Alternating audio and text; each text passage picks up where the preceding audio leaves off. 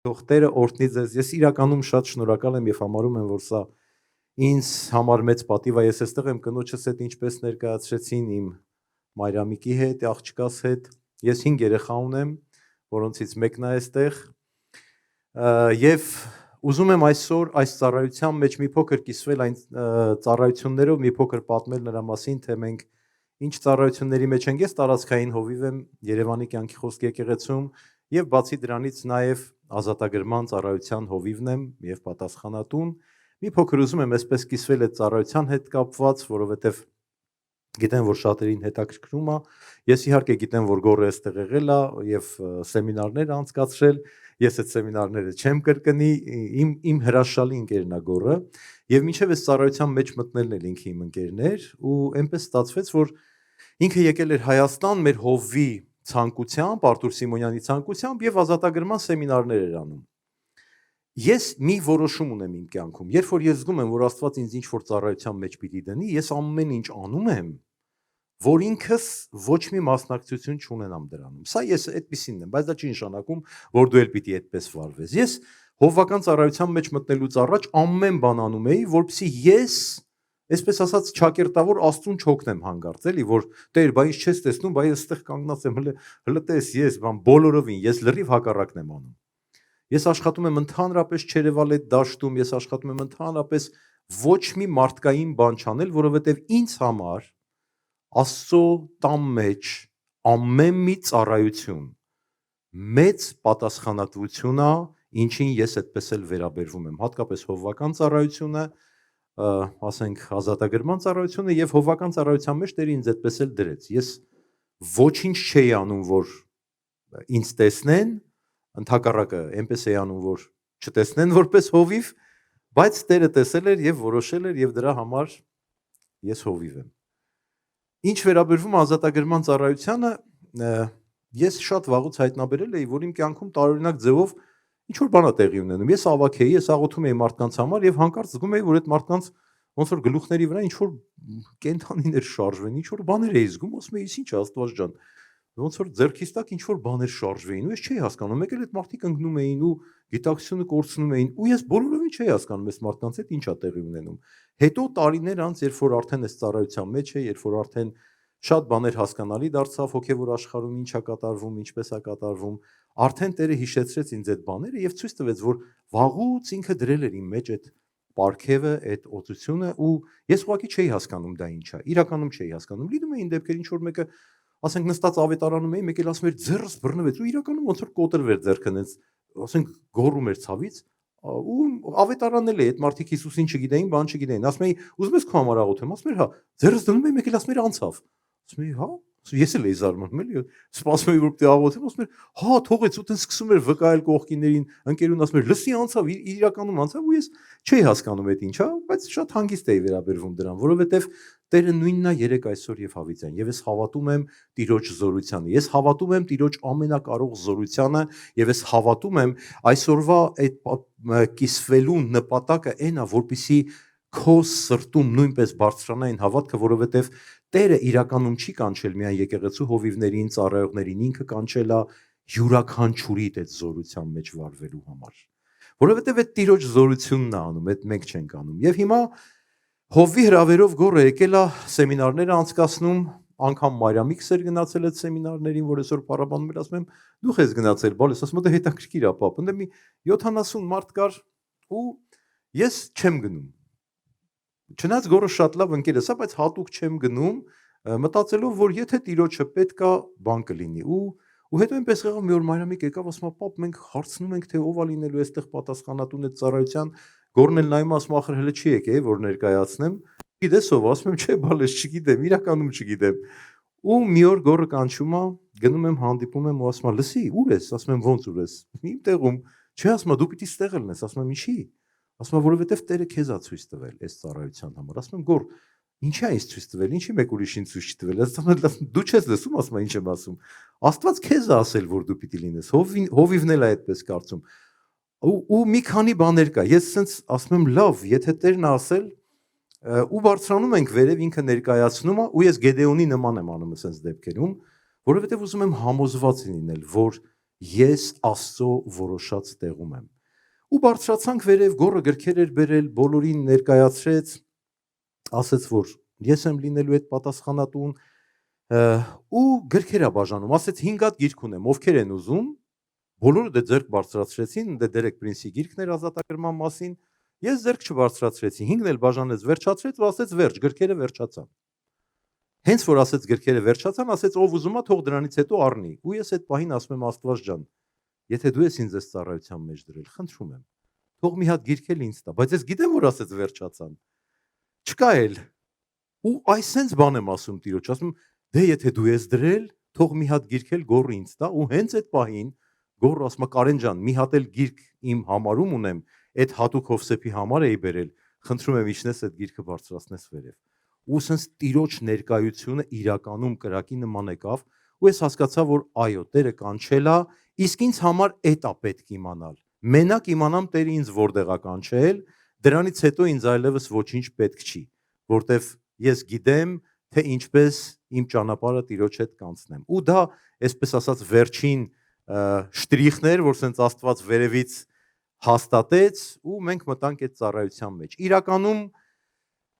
ծառայությունը արդեն մի 4 տարի մենք այդ ծառայության մեջ ենք։ Մենք սկսեցինք ծառայությունը տարբեր տեղերում էինք աղոթում էինք եկեղեցուց դուրս։ Մենք հատուկ առանձին էինք անում այդ ծառայությունը, որ այսպես մարդիկ հենց այնպես չմոտենան, այսինքն գան կոնկրետ այն մարդիկ, ովքեր կարիք ունեն։ Եվ այս ծառայության 4.5 տարիների ընթացքում մենք մոտավորապես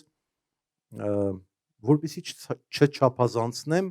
ասեմ, որ մի 5000 մարդու համար ենք աղոթել, չնայած այդ թիվը հանգիստ կարելի է կրկնապատկել, բայց սուտ չասելու համար ես մի երկու անգամ պակասացնեմ, եւ մենք տեսել ենք Տիրոջ զորությունը, փառքը, եւ թե ինչպես է Տերը շարժվում, եւ ինչպես է խորտակում սատանայի շղթաները, եւ ինչպես է մարդկանց կյանքերում բերում այն խոստացած ազատությունը, որ ինքը Աստծո խոսքում մեզ տվել է։ Եվ դա զորավոր է եւ դա հրաշալի է այդ ամենը տեսնել։ Ծառայության հենց ամենասկզբից իմ կինը, չգիտես, հիմա ասում եմ չգիտես ինչու, բայց հիմա հասկանում եմ ինչու, եկավ ու ասեց, որ ինքը այդ ծառայության մեջ ուզում է լինել։ Ասում եմ, լսի, նենց չի էլի, որ ես ինքս այսպես վառվում եմ այդ ծառայության մեջ լինելու համար ու հիմա մի հատ էլ դու ասում եմ չի լինի, դու մի ուրիշ ծառայության մեջ լինես, դևերի հետ կռիվ տալը ամենահաճելի բաները չեն, ասում եմ, լսի, Աստված է ինձ ասել։ Ու սենց իմ կյանքում միշտ ամենակարևոր տեղերում իրականում Աստված շատ յուրահատուկ ձևով հայտնում է իր կամքը եւ ցույց է տալիս ու դրա համար համարյա առաջին օրվանից մտավ մեր ծառայության մեջ ու ես հիմա փառք եմ տալիս Տիրոջը, որովհետեւ անչափ կարևոր է, որ այսպիսի ծառայության մեջ հատկապես եթե ինչ որ մեկը կմտնի, դուք ձեր կնոջ կամ ամուսնու հետ լինեք, որովհետեւ դա մի դաշտ է, որտեղ սա մի շարք բաներ կան, որի մասին այսօր հիմա չեմ խոսի, ես ուղղակի մի փոքր կխոսեմ, թե Աստծո կամքը ինչպիսին է եւ ինչ է ուզում Աստված իր զավակների կյանքում։ Ինչ է ուզում Տերը, ուզում է իր զավակները առողջ լինեն, թե այնուամենայնիվ որոշ տեսակետներ կան, որ դե եթե Տերը կամենա, ես կբժշկվեմ, հա, որովհետեւ դուք առողջ եկեղեցում եք, բայց եկեղեցիներ կան, որոնք քարոզում են, որ հիվանդությունները նույնպես Տիրոջից են։ Մենք այդպիսի բան չենք քարոզում, մենք գիտենք Տեր Հիսուս Քրիստոսի օրինակով եւ հիմա Աստծո խոսքով կնայենք որոշ տեղեր, որ Աստված իրականում կամենում է, որ իր զավակները լինեն առողջ։ Աստված կամենում է, որ իր զավակները լինեն ազատ։ Ամեն կապանքներից։ Գիտեք, եկեղեցիներում բոլոր եկեղեցիները համակարծիք են, որ ազատագրությունը Սուրբ գրային է եւ այն պիտի լինի։ Բոլորը համակարծիք են, որովհետեւ Տեր Հիսուսն է այդպես ասել։ Տարակարծությունները սկսում են այնտեղ, թե ումից պետքա ուրեմն ազատագրել։ Քրիստոնյաներից թե աշխարհիկներից։ Որովհետև կան եկեղեցիներ, որոնք պնդում են, որ եթե դու արդեն Սուրբ Հոգի ունես, դու չես կարող քո կյանքում դիվային որևէ ազդեցության տակ գտնվել, որ Սուրբ Հոգին տիրապետում է քո ներսում եւ դևը ինչպես կարա Սուրբ Հոգու ներկայության մեջ մի հատ էլ դիվային ներկայություն լինի։ Ու մոտավորապես այս տեսակետն է հնչում, դե ոնց կարա դու արդեն Սուրբ Հոգի ունես, Սուրբ Հոգին ինչ պետքա կանի այդ դևերին բոլորին կքշի։ Սա տեսակետ է, եւ պնդում են, որ միայն աշխարհիկներից պիտի դևերին քշել, բայց նաեւ եկեղեցիներ կան, որոնք ընդունում են, որ ոչ միայն աշխարհիկներից պետքա դևերին քշել եւ այդ կապանքները խորտակել, այլ նաեւ շատ քրիստոնյաներից, որովհետեւ մենք ցավոք սրտի հայտնաբերում ենք, որ մեր կյանքի ոչ բոլոր բնակավարներն են, որ գտնվում են Աստծո կատարյալ տիրապետության տակ։ Մենք ունենք Սուրբ Հոգի, բայց մենք շատ լավ գիտենք, որ մեր կյանքերում ամեն բան չի, որ մենք ենթարկացրել ենք Տիրոջը, բոլոր տեղերում չի, որ մենք Պողոս առաքյալի նման կարող ենք ասել այլևս ոչ թե ես, այլ Հիսուսա բնակված, այլ Աստվածա բնակված ինձանում։ Հա, մենք այդպես, եթե կարող ենք ասել, ես վստահաբար կասեմ, որ այդպիսի մարդու կյանքում ոչ մի պիղծ հոգի չի կարող որևէ հարթությունում ներկա լինել։ Մենք պիտի հասկանանք հետևյալը, որ քրիստոնյան ինքը չի կարող պատկանել սատանային։ Ինքը միանշանակ պատկանում է Աստծուն։ Երբ որ դու ընդունում ես Տեր Հիսուսին, դու միանշանակ պատկանում ես Աստծուն, բայց սա չի նշանակում, որ քո կյանքի բոլոր բնակավարները դու բերել ես այսպես Աստծո ճշմարտության, գիտության եւ այն ինչ որ գիտես, արել ես ու բերել ես այն հարթություն, որ ուղակի սենց ամբողջովին սրբությամբ, ճշմարտությամբ քայլում ես Աստծո ճանապարհներում։ Եվ լինում են իրավիճակներ, եւ բոլորովին պարտադիր չի, որ դա անպայման մեղք լինի, այդ դուրը կարա լինի ինչ որ մենք շատ մարդկանց համար աղոթել ենք, ովքեր ուղակի վախեցել են ինչ որ մահացած հարազատի կողքին գտնվելուց եւ դա այնպիսի սարսափելի դիվային կապանքներ ա բերել այդ մարդկանց կյանքերում, որ ուղակի անպատմելի է, ինքը ուղակի վախեցել է, ինքը տեսել է, կողքին կպել է կամ չգիտեմ ինչ ա եղել ու վախ ա եկել եւ տարատեսակ պատճառներով, բայց իրականում նաեւ մեղքը, որը մեծ դուռ է հանդիսանում, որպիսի պիղծ հոգիները ինչ որ ձևով կարողանան իշխանություն ձեռք բերել մարդկանց կյանքերում։ Այն տեսակետը, որ եթե դու ունես Սուրբ Հոգի եւ քո մարմնում չի կարող դև լինել, հենվում է նրա վրա, որ դու Սուրբ Հոգու տաճար ես եւ նա ամբողջովին տիրապետում է քո ներսում։ Ու մենք գիտենք, որ Սուրբ Հոգին բնակվում է բոլոր Տեր Հիսուս Քրիստոսին ընդունած մարդկանց սրտերում, անկախ մկրտության հանգամանքից։ Եթե մարդը Տեր Հիսուսին ասում է դու իմ Տերն ես ու իմ Աստվածն ես, Սուրբ Հոգին այդ մարդու մեջ բնակվում է։ Մկրտությունը դա զորության համար է, դա Աստծուն ծառայելու համար է, բայց մենք չենք կարող ասել, որ եթե մարդը մկրտված չի, ինքը Սուրբ Հոգուն չունի, որովհետև ամեն Հիսուսին ընդունած մարդ ինքը Սուրբ Հոգուն ունի եւ իր մեջ բնակվում է։ Եվ այդ դեպքում բնականաբար հարց առաջանում է մարդկանց մոտ, ինչպես Սուրբ Հոգու ներկայության մեջ կարող է նաև դև լինել, եւ մենք տեսել ենք մարդկանց, ովքեր Սուրբ Հոգով մկրտված են եղել, բայց ազատագրման ժամանակ այնպիսի սարսափելի դիվային ազդեցության տակ էին, որ ասենք դևերը այդ մարդու միջոցով գոռում էին, որ ուզում են ինձ սպանեն։ Կինս կողքս էր իրականում, ու հետո ինքը որ վերակացել, ինքը չէր էլ հիշում, որ այդպիսի բաներ են արել, այդպիսի բան ասել կամ այդպես իրեն օգտագործել են։ Եթե մենք ընդունեինք, որ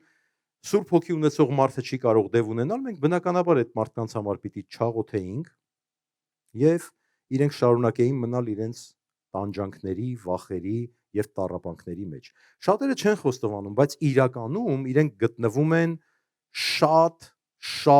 մեծ տանջանքների մեջ, համարյա դժոխքային տանջանքների մեջ են գտնվում, բայց ուղղակի վախենում են կողքիններին ասել։ Եվ դրա համար այս ծառայության մեջ մենք շատ, ես անուններ ուղղակի չեմ տա, շատ եկեղեցիներից են մարդիկ եկել եւ ազատագրվել, այնուհետև սկսեցին աշխարից գալ, ոնց որ sense մեկը մեկին ասելով, մենք անգամ վկայություններ չենք տալիս, այսօր ես իմ կնոջը խնդրել եմ, որ որոշ վկայություններ կարդա, թե ինչա Տերը անում այս ծառայությունների ժամանակ, ինչպես է մարդկանց բժշկում, եւ ինձ համար նաեւ շատ զարմանալի էր, որ ես հայտնաբերեցի, որ ուրեմն բժշկությունը եւ ազատագրությունը գնում են այսպես իրար կողքի, իրար ձեռքի տված գնում են, ու ինձ համար նույնպես շատ զարմանալի էր դա, որ Տերը այդպես է անում։ Շատ մարդկանց ենք տեսել, ովքեր իրականում ազատվել են եւ տեսել ենք այդ մարդկանց ուրախությունը, երջանկությունը, երբ որ մարդը կապանքներից ազատ է եւ աշխարից լիքը մարդիկ են գալիս։ Հիմա մեր ծառայությունները սկսում ենք այսպես ավետարանչությամբ, կարճ ասում եմ, եթե Հիսուսին չընդունեք, ոչ մեկի համար չեմ աղոթելու, որտեվ Հիսուսն է ազատագրողը, ես չեմ։ Եթե Հիսուսին չընդունեք, ես ո՞նց ձեր համար աղոթեմ։ Ու բոլորը այնպեսի մեծ սիրով են Տիրոջը ընդունում, ու դա այնքան ուրախ է, որտեվ Իրանք ցած եկել են, մտածում են գնալու են հեսա մի հատ կախարդական փայտիկով մեկը գալու է, չգիտեմ ինչեր ասելու իրանք ազատ լինեն, իսկ այդ մեկը ասում է դուք պետք է Հիսուսին ընդունեք, որովհետև ուրիշ պարագայում ես ուղղակի չեմ կարող ձեզ համար աղոթել։ Տիրոջն են ընդունում, մենք հաստատում ենք իրանց եկեղեցիներում եւ այդպես իրականում նաեւ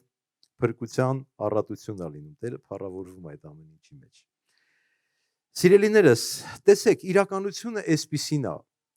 Սուրբ Հոգին իրականում մեր վրա չի տիրում։ Սուրբ Հոգին հարգում է մեր ազատ կամքը։ Եթե Սուրբ Հոգին տիրապետեր, այսպես տիրեր մեր վրա, ինչպես ոմանք կարծում են, այո, այդ ժամանակ ինքը թույլ չէր տա, որ մեր կյանքերում որևէ բաց դուռ լինի եւ որևէ ձևով, ասենք, մենք հայտնվենք ինչ որ հարցակումների, ինչ որ բաների տակ։ Բայց մարդը ունի ազատ կամք եւ Սուրբ Հոգի ստանալուց հետո միևնույնն է, չի կորցնում իր ազատ կամքը եւ ընտրելու իրավունքը։ Եվ Աստված Սուրբ Հոգին իրականում հարգում է մեր իրավունքը։ Ինչքան էլ Աստծուն ցանկալի չլինի երբեմն որոշ բաներ, որ մենք անում ենք, իսկ դա այդպես է։ Ինքը միևնույնն է հարգում է։ Իրան ինքը չի ուզում, որ մենք դա անենք, բայց ինքը հարգում է մեր ազատ կամքը։ Եվ դրա համար մենք երբեմն անում ենք բաներ, որ թույլ ենք տալիս, որ մեր կյանքերում մեղքեր լինեն, Աստծուն հակառակ բաներ լինեն, մենք դռներ ենք բացում, ավելին ասեմ, երբեմն դարպասներ ենք բացում, որովհետև ես ապշել եմ հանդիպելով քրիստոնյաների, ովքեր գնացել են կախարդների մոտ, լինելով քրիստոնյա, մեր նման եկեղեցիների քրիստոնյա, ոչ թե ասենք տրադիցիոն եկեղեցիների, որոնք լավ չեն պատկերացնում։ Հենց մեր նման եկեղեցիների քրիստոնյաներ, ովքեր կախարդների մոտ են նաև գնացել, ու որտեվ այդ ժամանակ շատ լկտի են պահում իրանց դևերը, դու հասկանում ես, որ իրանք ինչ-որ օրինական իրավունքներ ունեն այդ մարդու կյանքում, ու երբ որ պարզվում է, որ ինքը կախարդների մոտ է գնացել, ասում, բա դուք ինչ էիք մտածում, որ գնում եք կախարդի մոտ։ Դե ասում է, ես իմ մտածում էինք կարող է օգնի, էլի։ Իրականում շատ տարբեր պատմություններ կան, ես հիմա մի երեխայի համար էինք աղոթում, որ սկզբում ասում էին չենք տարել կախարդի մոտ, բայց ես ուղղակի Սուրբ Հոգին ասում էր տարել են, ընծայել են։ Բայց ամբողջ ընտանիքը ասում էր չէ, չենք տարել, բայց անհնար էր, էլի, ուղղակի ինքը տեսնում էր քանակով ասում էր, քանի հատ դև է տեսնում ինքը այդ սենյակում, որտեղ մենք գտնվում էինք, ասի չի լինի, եթե դուք կախարդության դուռ չեք բացել, իրանք այսպիսի իրավունք չէին ունենա, ու գիտեք, մի կես ժամ պնդելուց հետո իրանք խոստովանեցին, որ տարել են կախարդների մոտ։ Առաջ երբես ծառայության մեջ է եւ Սուրբ Հոգին ասում էր կոնկրետ ինչ որ մեղք, որ պիտի մարդը հրաժարվի, որ պիտի ապաշխարի, որպիսի այդ դուռը փակվի, ես ասում եի կներեք, կարողա ձեր կյանքում այսպիսի մեղք կա, ասում էին չէ, ինչ եք ասում, ես ամոթից չգիտեի ինչ անեմ, բայց հետո որ նորից էր Աստված ասում, գիտեք, հիմնականում ինձ, այսպես ասած, մեղմ ասած, ճիշտ չէին ասում։ Մտածում էին, որ հնարավոր է դա ծածկել ու այսպես ազատ հեռանալ, էլի, Աստված կանի ինչ պետք է ու ինքը կշարունակի իր կյանքով ապրել, բայց հետո արդեն իհարկե փորձառության հետ եկավ նաև համարձակությունը, որ երբ որ Տերը ասում էր կա ինչ որ մի բան, ասում է եթե սրանից չեք ապաշխարելու, շարունակություն չի կարող ունենալ այս աղոթքը եւ ընդհանրապես ձեր համար օգուտ էլ չի կարող բերել։ Ընդհանրապես Աստված մեզ կանչել է ազատության մեջ։ Աստված մեզ կանչել է ազատ լինելու ամեն շղթաներից, ամեն կապանքներից։ Սրանք, գիտեք, հիմա ես միայն չեմ խոսում, հա, դիվային կապանքների մասին։ Ընդհանրապես մեր կյանքում մեղքի կապանքներից դու կարող ես մեղքի կապանք ունենաս եւ դրա հետևում բոլորովին էլ դև չլինի։ Ուղղակի դու սիրում ես մեղքը եւ դու այդ մեղքի մեջ ճպճպում ես, բայց չես կարող այդպես երկար մի ոտքով Աստծո արքայության մեջ կանգնել, մի ոտքով էլ աշխարհի մեջ, որովհետեւ դու շատ վտանգավոր տեղ ես ընտրել։ Եվ դրա համար մենք հորդորում ենք, որ բոլորը անպայման հաստատվեն Աստծո տան մեջ, Աստծո ուրեմն ծածկոցի տակ մտնեն, որպիսի այդ բոլոր չար կապանքները, բոլոր դիվային կապանքները նրանց կյանքերից վայր ընկնեն։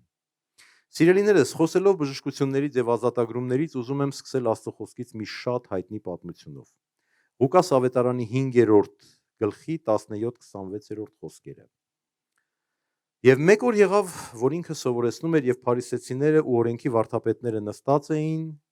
որ Գալիլեայի ամեն գյուղաքաղաքներից եւ Հրեաստանից եւ Երուսաղեմից հավաքված էին եւ Տիրոջ զորությունը կար նրանց բժշկելու համար։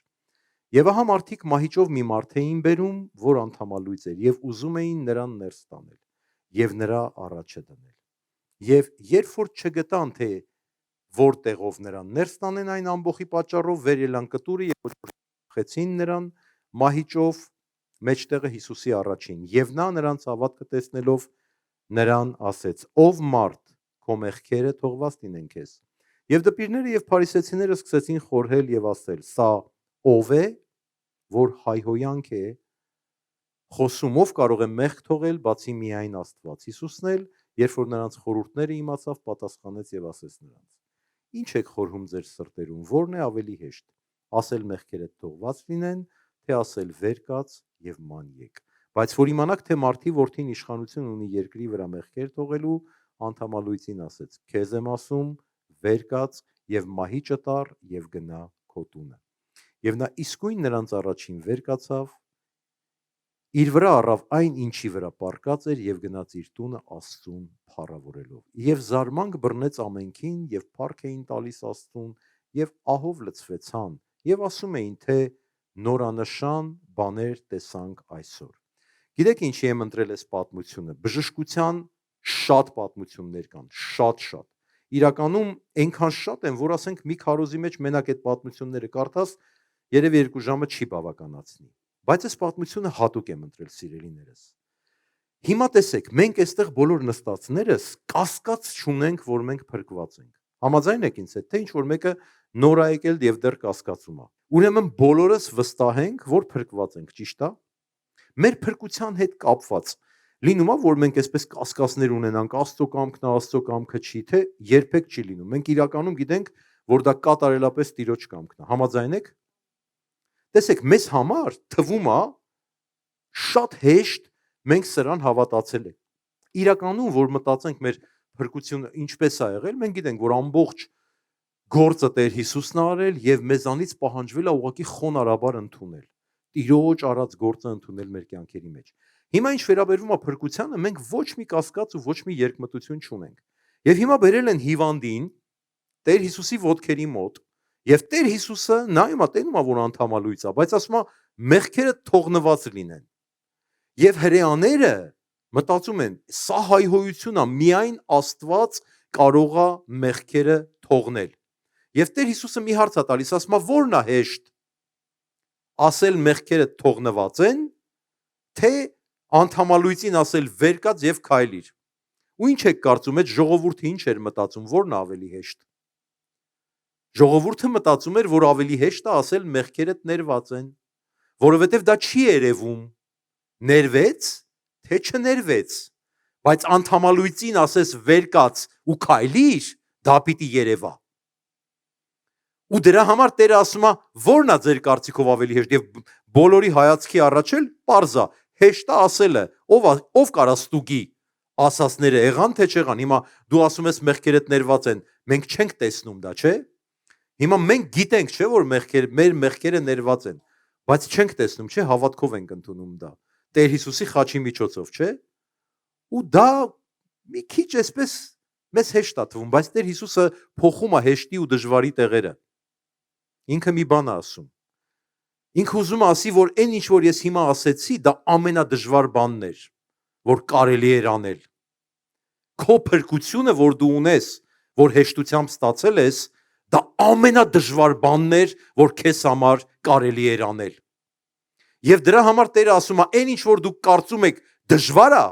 անդամալույծին ասել վեր կաց, մահիճդ վերցրու եւ գնա քո տունը։ Հիմա ձեր աչքերի առաջ անում եմ ձեր կարծիքով դժվարը, վեր կաց ասում եմ քեզ եւ անդամալույծը վերակենում։ Սա հեշտն էր Տիրոջ համար։ Սա բոլորովին դժվար չէր Հիսուսի համար։ Դժվարը քո մեղքերը ներված են քեզ, որովհետև ինքը պիտի Գողգոթայի ճանապարհը անցներ, այդ մեղքերը ներում տալու համար իր անձը պիտի դներ։ Հեշտ էր ասել վեր կաց, մարդկանց աչքերում դժվար էր անդամալույծին գետնից անելը, հեշտ էր մեղքերը ներելը, իսկ Տիրոջ մոտ դա հակառակն էր, եւ ինքը ասում է, որպիսի հասկանաք,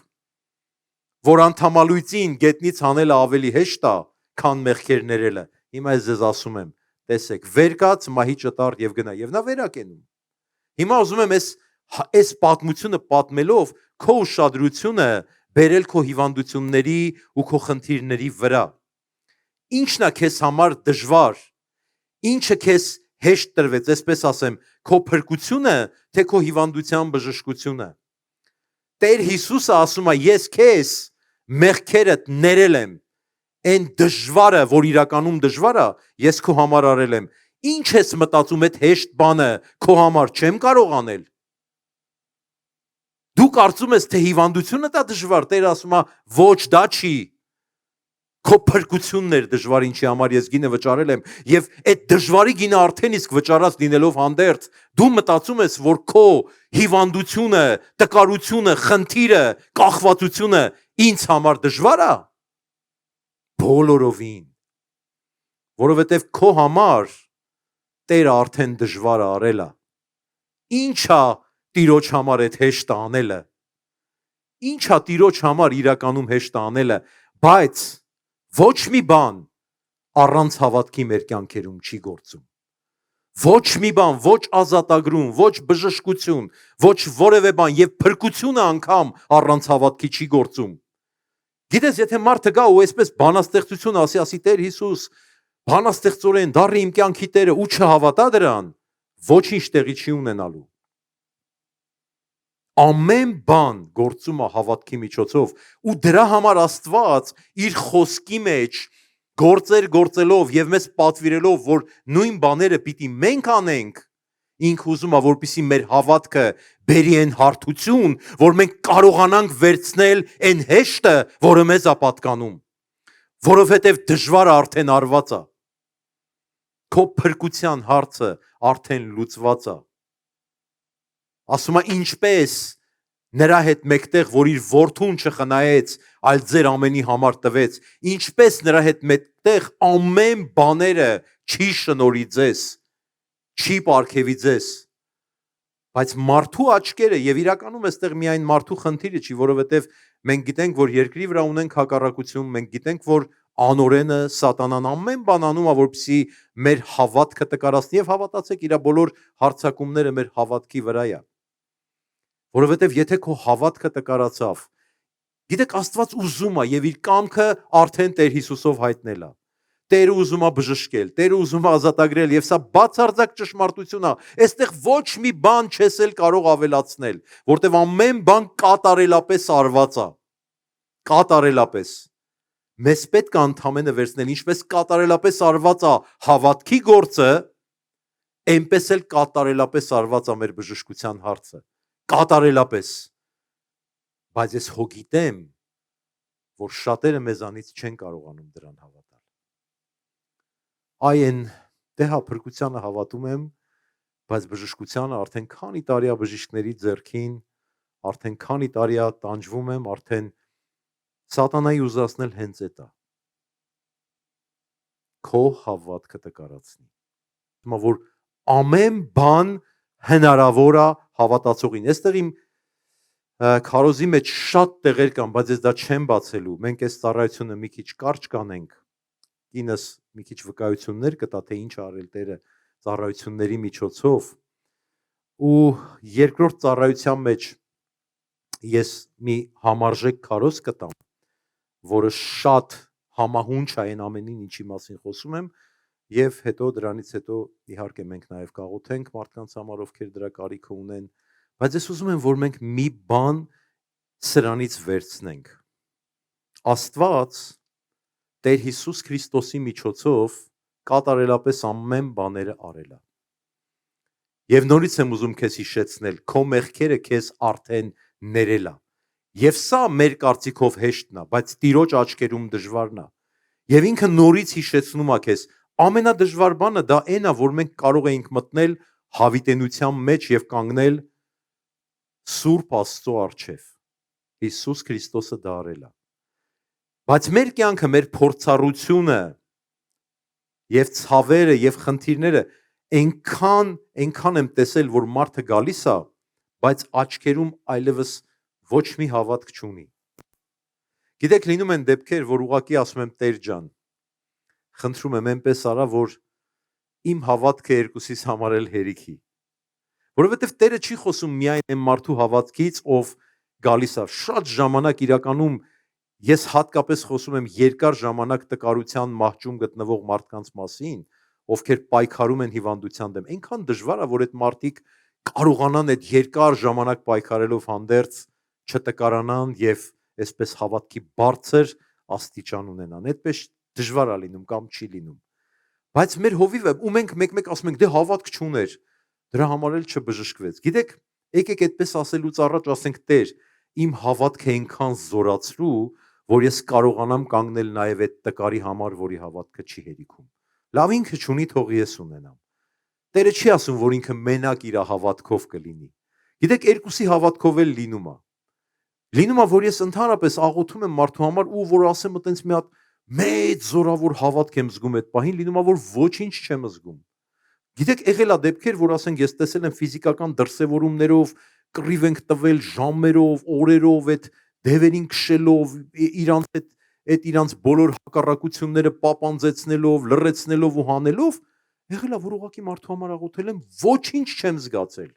Ոչ մի բան ու մտածել եմ, երևի ոչ մի բան տեղի չունեցավ, լավ ասել եմ, գնամ ուրիշների համար աղոթեմ, հետո վերջում իր համար կշարունակեմ ու ձեռքս վերցրել եմ, որ հեռանամ, ասելա գնաց, ասում եմ ի՞նչը գնաց։ Ասում եմ ոտիցս պոկվեց գնաց, ասում եմ լուրջ, որտեվ ես ոչինչ չեմ զգացել։ Գիտեք, Աստված տարբեր ձևերով է գործում։ Լինում է, որ դու հավատում ես, կանգնում ես, կռիվ ես տալիս ու տեսնում ես հաղթանակը, լինում է, որ դու ոչ մի բան չես տեսնում, բայց Աստված մեկը անում է, այդ մարդու հավատքով է անում։ Հիմա սիրելիս կարա թե իր հավատքով լինի, թե քո հավատքով լինի, բայց երբ որ չի լինում, արի չմեղադրենք այդ մարդուն, չասենք ինքը հավատք չուներ, արի մենք օգնենք, որ իր հավատքը բարձրանա։ Օգնենք իրան ասելով, որ լսի, Տեր Հիսուսը քո համար ամենադժվար բանը արդեն արել է։ Ինչպես ես մտածում, որ հեշտ արդյոք չի անի։ Գիտեք, եղել են դեպքեր, որ իրականում նաև որ աղոթել ենք, բայց Աստված տարել է այդ հիվանդին։ Մենք Աստծո, այսպես ասած, Աստվածա որոշում ինչպես վարվի, բայց դա չի նշանակում, որ այն 98% ասեմ կամ 95% դեպքերում, որ երբ որ Տերը բժշկում է, մենք ասենք դե լավ, այն քիչը որ չեղավ, ուրեմն չի լինում։ Չէ, լինում է։ Ինչ որ պատճառներ կան, ես չգիտեմ որոնք են այդ պատճառները, բայց ես հաստատ գիտեմ Աստծո կամքը իր զավակների համար։ Տեր Հիսուս Քրիստոսը երկնային ողջ ծառայության ընթացքում բժշկում էր, ազատագրում էր։ Ես հիմա տեղերը չեմ բացի, ազատագրման սեմինար կա։ Եթե կուզեք ուղակի կմտնեք, կնայեք այնտեղ բոլոր այդ տեղերը տալիս եմ, որտեղ էր ինքը ազատագրում, ինչ տեղեր կար, բոլորը կարող եք քննել Աստծո խոսքով եւ տեսնել, որ սա բացարձակ ճշմարիտ է։ Եվ Տիրոջ զորությունը այսօր նույնպես մեզ վրա է, որովհետեւ Մարկոսի ավետարանում ասում է. «Ինձ հավատացողները այս նշանները հետևելու են»։ Եվ սա Տիրոջից տրված է, բայց ստեղ մի հատ բանալի բառ կա՝ հավատացողները։ Մենք շատ ժամանակ ուղակի երբ խոսում ենք հավատքից, մենք սենց համընդհանուր ինչ որ մի հատ բան ենք տալիս իրան, էլի, բայց դա այդպես չի։ Գիտեք, ես չեմ կարող բացատրել, բայց ես յուրաքանչյուր իմ բջիջը գիտի, որ երբ որ դու դևին հրամայում ես, որ ինքը պիտի գնա, ինքը պիտի գնա, որովհետև Տիրոջ հոգին իմ մեջ է, որովհետև Հիսուս Քրիստոսին հարություն տվողի հոգին իմ մեջ է եւ առաջի Հովհաննես 4:4-ը կարծեմ ասում է, որ նա որ ձեզանում է ավելի մեծ է, քան նա որ աշխարհում է։ Սուրբ հոգին քո մեջ է, ոչ թե դու ես ինչ որ մի բան։ Դու իրականում մի ընկեր ունի, ասում էր, եթե Սուրբ հոգուն հանես, տակը բան չի մնա։ Դու չես ինչ որ մի բան, այլ Աստծո զորության հոգին է, որ քո մեջ է, ու դու պիտի վստահես ու դու պիտի թույլ տաս, որ ինքը այդ զորությունը դրսևորի, ու դա յուրաքանչյուրիս մեջ է։ Յուրաքանչյուրիս եւ այդ յուրաքանչյուրիս է տրված։ Ու դրա համար, երբ որ քո կողքին է հիվանդ, մի ասա, հիմի ձեռս դնեմ, բա կառողջանա թե չի առողջանա։ Դու ձեռը դիր, անդադար աղոթի, առիթը բաց մի թող։ Գիտես, չէ՞ որ մեկը հիվանդ է, եկեղեցի ես գալիս, ասա, լսի ուզում եմ այսօր էլ քո համար աղոթեմ։ Կապ չունի, լսի այնքան աղոթի, մինչև որ կտեսնես ոնց է Տերը գործում։ Այդ հավատքդ կարող է մի ակնթարթում չգա, բայց ինքը անպայման զորանալու է։ Ու Տիրոջը դա դուր է գալու։ Ամեն։ Տեսեք։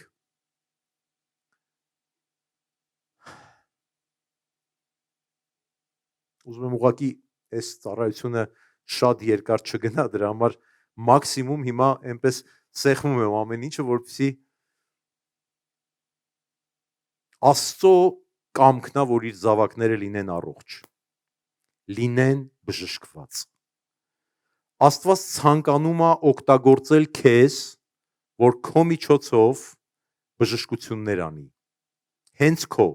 ոչ թե կողքինիդ։ Չնայած ճիշտ կլինի ասել համ կողքինիդ, համ քո միջոցով։ Աստված ցանկանում է քեզ օգտագործել, սիրելիս։ Դա այնպես չի, որ տրված է միայն եկեղեցու հովվին, այնպես չի, որ դա տրված է ինչ-որ հատուկ ծառայություններին, այդպիսի բան չկա։ Աստծո խոսքով դա տրված է ամեն հավատացողին։ Դրա համար ինչ որ մենք անում ենք, մենք ուղղակի հավատում ենք այս ծառայության մեջ, որ Աստված ուզում է անի եւ մեզ ուղղակի դրել է, որպիսի օգտագործի իր զորությունը դրսևորելու համար։ Եվ մենք տեսնում ենք ինչպես է ինքը իր զորությունը դրսևորում, ինչպես է ինքը փառավորվում եւ ինչպես են մարդիկ, դուք չեք պատկերացնի այդ դեմքերը, այդ երջանիկ դեմքերը մարդկանց, որ այդ սարսափից, այդ կապանքներից հայտնաբերում են, որ հենց այդ վարքյանին իրանք ազատ արձակվեցին։ Դա իրականում երանություն է եւ մեր սիրտը շատ ուրախանում է, տեսնելով ինչպես է Տերը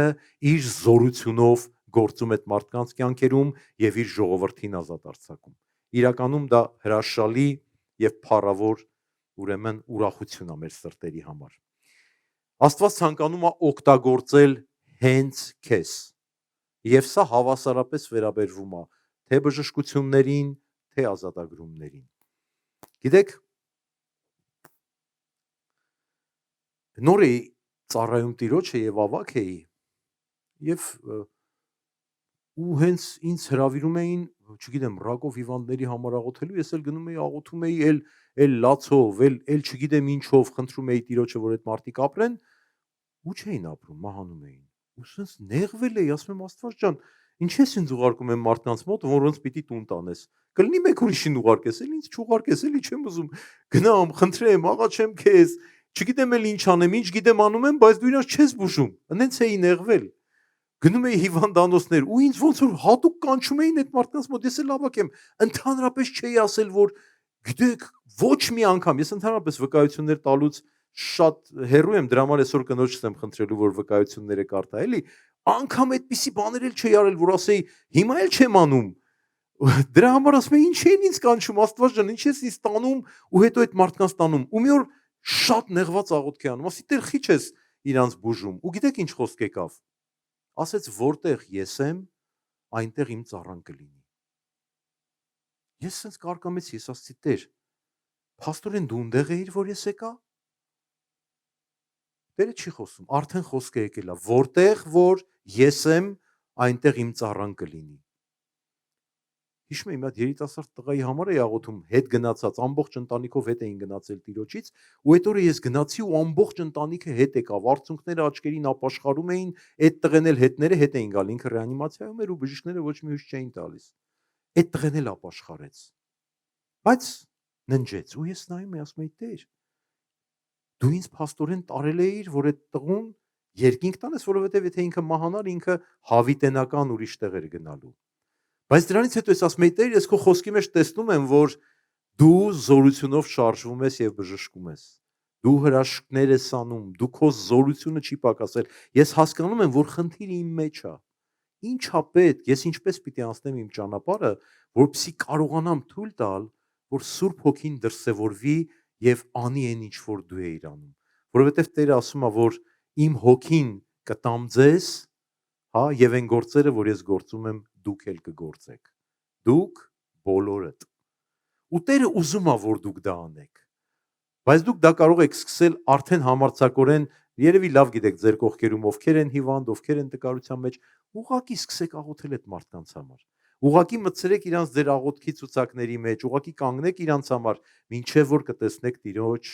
փառքը իրենց կյանքերում եւ մինչև որ կզորանաք այն հավատքի մեջ տեսնելով ինչպես է Տերը հենց ձեզ օգտագործում իր փառքի համար։ Ամեն